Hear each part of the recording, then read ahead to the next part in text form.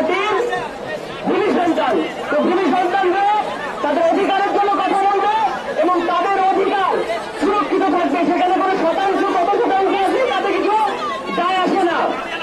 আজকে বলি যে আমাদের যে দাবি দাওয়াগুলো